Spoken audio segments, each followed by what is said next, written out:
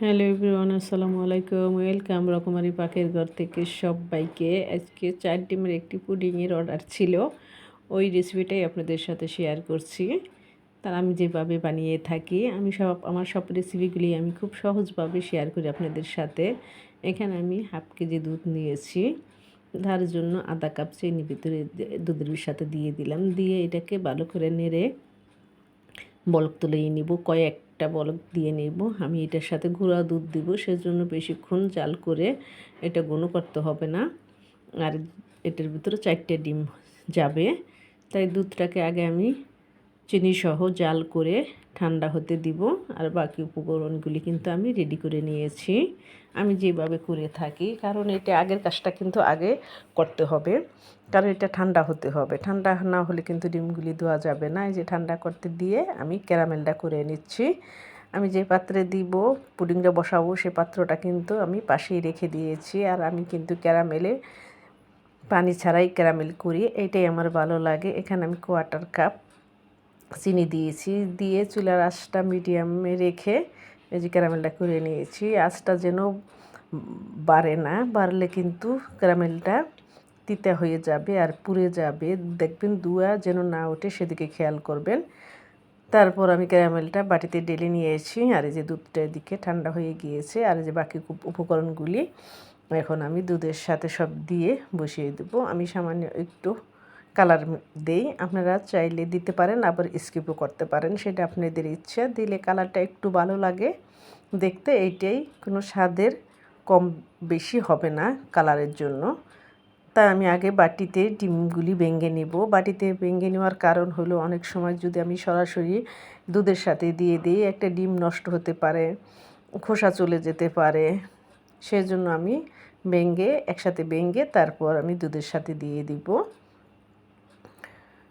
যে একে একে আমি সবগুলি ডিমই ভেঙে দিলাম। আশা করি রেসিপিটি আপনাদের ভালো লাগবে। ভালো লাগলে ভিডিওটি শেয়ার করে অন্যকে দেখার সুযোগ করে দেবেন। আর যে যেখান থেকে ভিডিওটি দেখছেন, ভালো থাকবেন, সুস্থ থাকবেন। আমার চ্যানেলটি ঘুরে আসার অনুরোধ রইল। ছোট্ট একটু রিকোয়েস্ট আপনাদের কাছে, আমার চ্যানেলটি সাবস্ক্রাইব করে আমার পাশেই থাকবেন। আশা করি ভালোবাসা দিয়ে আমাকে এগিয়ে নিয়ে যাবেন। এই যে আমার কিন্তু 4টা ডিমও ভেঙে নেওয়া হয়ে গেছে। আর ডিমগুলি খুবই বড় ছিল। আমি সবসময়ই ডিমগুলি বড় দেখে কিনি। বড় দেখে কিনলে কি হয়, সবটা জিনিসই একটু বাড়ে বেশি। সেজন্য আমার কাছে বড় ডিমই ভালো লাগে। ছোট ডিম মোটেও আমার ভালো লাগে না। আমার হাজব্যান্ড সবসময়ই কখনই বলবে না যে বড় দেখে দিয়েন। দুধের সাথে পরে সব কিছু একসাথে যে ঢেলে দিয়েছি। এবারে যে ভ্যানিলা এসেন্স দিয়ে দিলাম 1 চা চামচ। 1 চা চামচ ভ্যানিলা এসেন্স দিলেই হয়ে যাবে। আর আমি দিয়ে দিব এখানে 1 টেবিল চামচ গুঁড়া দুধ। গুঁড়া দুধটা অবশ্যই দিতে চেষ্টা করবেন, না হলে কিন্তু দুধটা আগে থেকে একটু ঘন করে নিতে হয়। আমি যেহেতু তিনটা 4টা বলক তুলে নিয়ে আসছি, আর কালারের জন্য আমি হালকা একটু অরেঞ্জ কালার দিয়ে দিলাম, তাহলে পুডিংটার রঙটা সুন্দর আসে। এটুকুই, আপনি চাইলে দিতে পারেন, আবার নাও দিতে পারেন, স্কিপ করে যেতে পারেন, সেটা আপনার ইচ্ছা। আর এই যে দিয়ে দিলাম গুঁড়া দুধটা দিয়ে আমি ভালো করে এবার সব কিছু একসাথে ফেটে নিব। দুধটা একটু বেশি হলেই কিন্তু ভালো হয়। অনেকে আবার একটু তাড়াতাড়ি জমে যাওয়ার জন্য এখানে 1 চা চামচ কর্নফ্লাওয়ারও দিয়ে থাকেন, আপনি চাইলে সেটাও দিতে পারেন, কোনো অসুবিধা নেই। তারপরে যে সব কিছু একসাথে ভালো করে ফেটে নিতে হবে। আমার যেহেতু চামিচটা জড়ানো ছিল, সেই জন্য আমি চামিচটা দিয়েই ফেটে নিলাম। ফেটে নেওয়ার পর এটাকে আমি চেলে নিব মানে ছাঁকনির উপর দিয়ে এটাকে ঢেলে দিয়ে দিব, তখন পুডিংটা দেখতে ভালো হয়, মসৃণ হয়। যেভাবে আমি সেঁকে নিচ্ছি, তাহলে ডিমের যে একটু আঁশের মতো থাকে সেটা বের হয়ে যায়। আশা করি আপনারা সবই বুঝতে পারছেন। আর সব কিছু কিন্তু মুখে বলা যায় না, একটু কিছু বুঝে নিতে হয়। নতুন রাঁধুনি যারা, তাদের জন্য আমি রেসিপিটা খুব সহজভাবে শেয়ার করছি।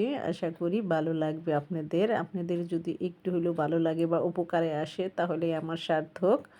এই যে আমি আগে থেকে যে ক্যারামেল করে বাটিটাতে নিয়ে নিয়েছিলাম, সেই বাটিটার ভিতরে এখন দিয়ে দিব সম্পূর্ণ দুধের মিশ্রণটা।